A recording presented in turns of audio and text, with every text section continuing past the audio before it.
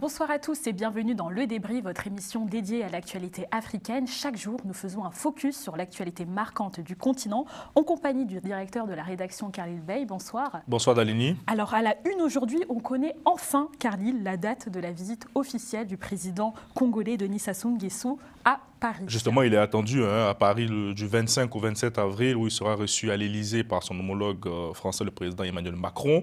Il faut rappeler que cette visite d'Aligny a été reportée à 2 reprises. La première fois de manière officieuse en raison de la convocation qu'avait reçue son épouse Antoinette Sassou Nguesso. Dans l'affaire, il était bien mal acquis. Et le deuxième report était justifié par le décès de sa nièce. Il avait contacté son homologue afin de pouvoir reporter la visite.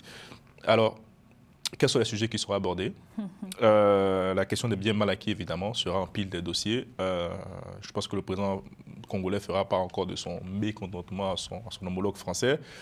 Ça, c'est sur le côté émotionnel, mais je pense que dans le fond, de ce qui ressort des informations qu'on a, on nous annonce la conclusion d'un accord de coopération judiciaire entre Brazzaville et Paris. Sur le plan économique, il y a la question du financement, du prolongement de la route de la Corniche à Brazzaville jusqu'à Djoué. Le président congolais demandera à son homologue français un engagement franc de Paris sur ce sujet. Et aussi, il y aura des sujets d'actualité internationale, notamment la question en Libye, de la Libye, où le président Sassou est un médiateur, la situation à l'est de la RDC, son voisin direct, et même on parlera de l'Ukraine aussi d'Aligny, car le président Sassou est attendu à Moscou aussi dans les prochains jours. Ah, donc là, en soi, quelles sont les raisons de son déplacement, cette fois-ci à Moscou? Alors, il a été invité à l'occasion de la commémoration de la fin de la Seconde Guerre mondiale, commémoration qui se fête le 9 mai prochain. Je tiens à souligner que c'est son 3e voyage en tant que président de la République en Russie en moins d'1 année.